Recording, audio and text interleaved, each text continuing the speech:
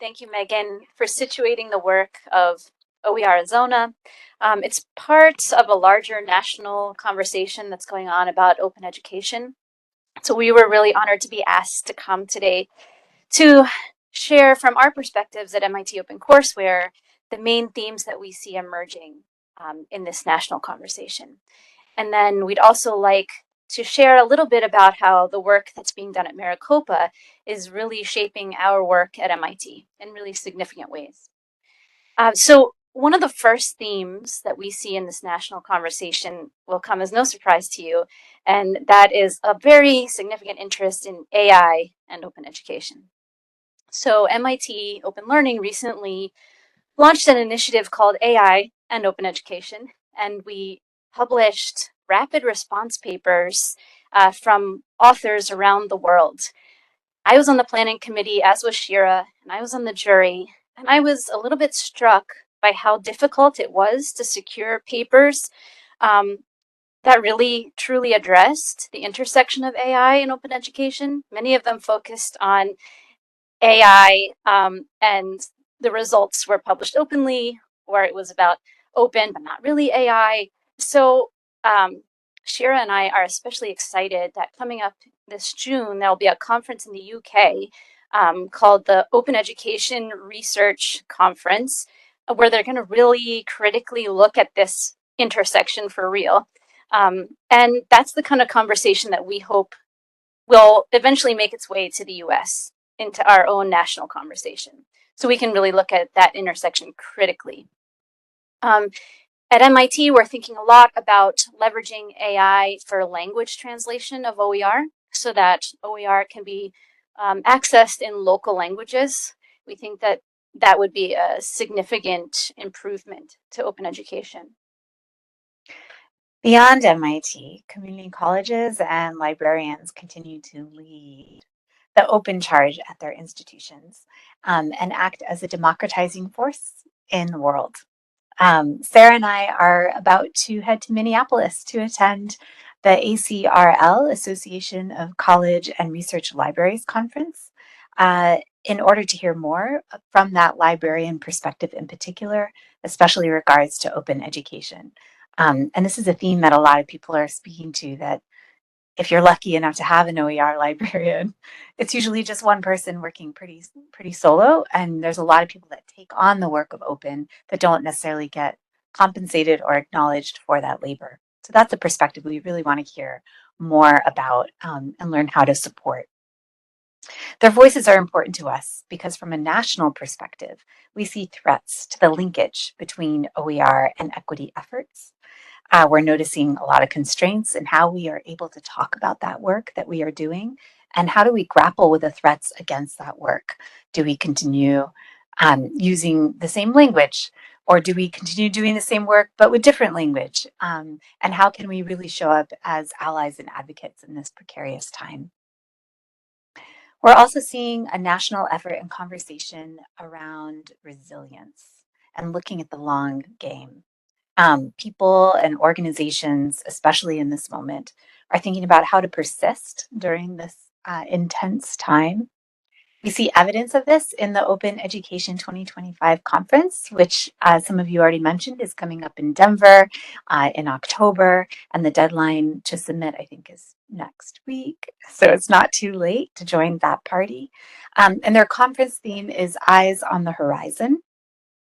And this also reminds me of the Northeast OER Summit that just happened a week or two ago. And that conference theme was all hands on deck.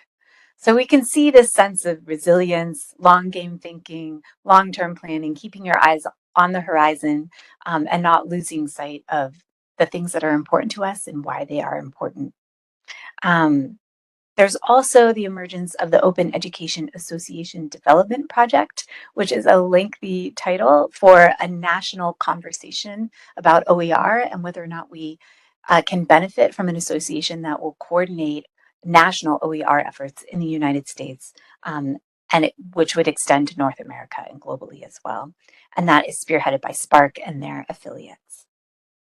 And among these conversations, we're seeing the emergence of more attention and respect for Indigenous knowledges, which we think is really hopeful and good.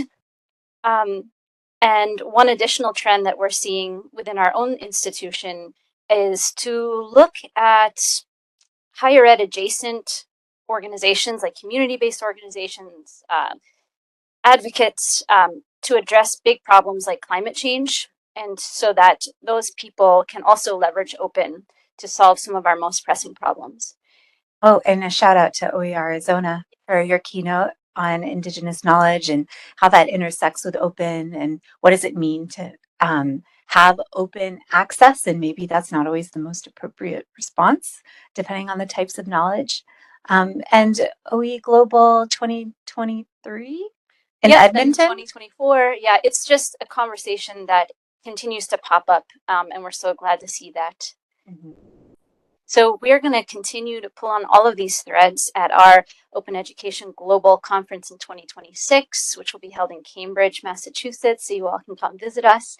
It's going to be co-hosted by the Massachusetts OER Advisory Council. So we're thrilled that it will be a collaborative project. And we really see this as a space where this national conversation will continue to be shaped by practitioners who are actively doing the work.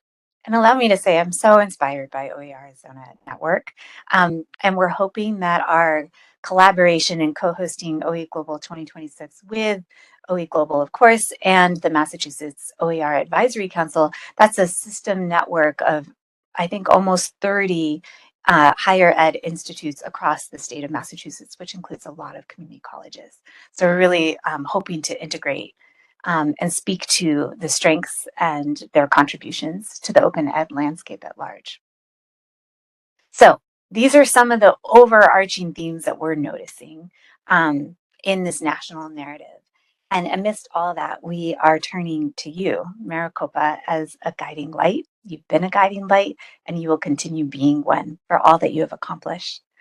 In a recent collaboration with your faculty, along with some faculty from College of the Canyons, we gained critical insights about open education.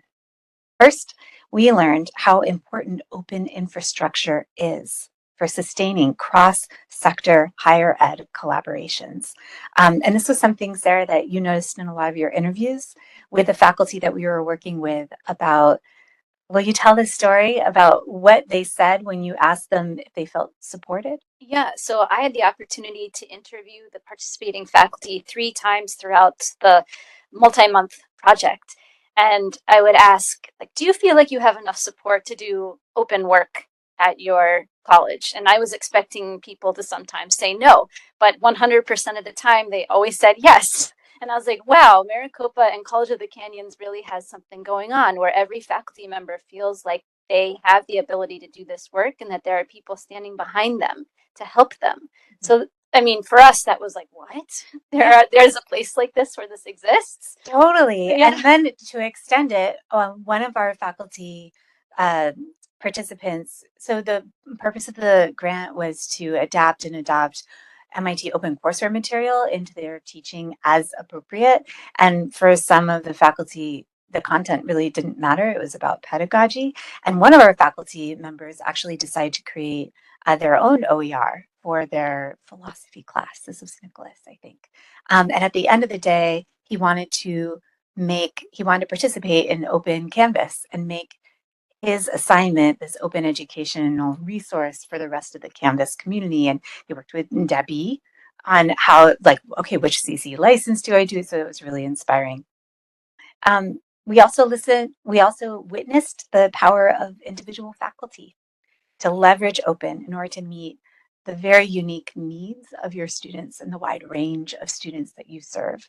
I was so inspired by the student panel today. Thank you for taking the time to share with us your experiences. We saw firsthand the power of what happens when you get people together in person, like this celebration, and exchanging ideas. We saw how uplifting and sustaining it can be for open, given how much labor it takes to do this type of work, as you all are very well familiar. Finally, you take over. Sure. Yeah. Oh, yes. The most important thing, which you have talked about today, is just how much creating OER is a community effort. So, one of the main themes from the interviews and our in person event was that some people were like, I'm not creating an OER on my own. Like, this takes a community to sustain it. There has to be a group of people committed to meeting every year to look at the material and to update it and to keep it current. And for us, that was a wonderful insight.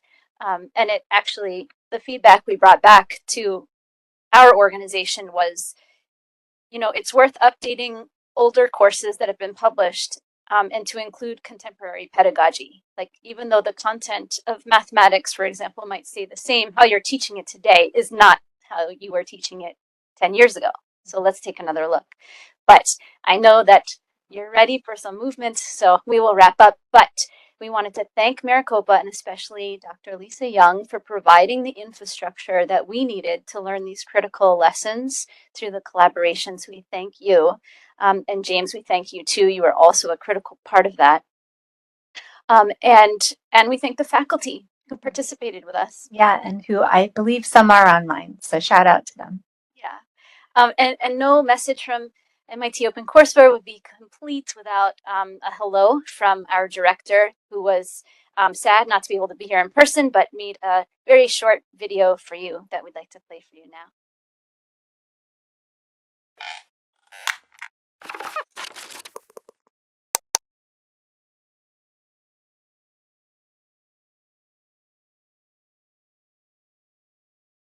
Hello, I'm Curt Newton, Director of MIT OpenCourseWare. I wish I could be with you in person today, but this video will have to do as my stand-in.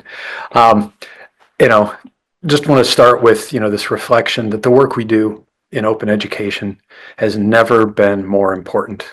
With the things that are happening, in our country and around the world, learners will continue to rely on what we have been figuring out.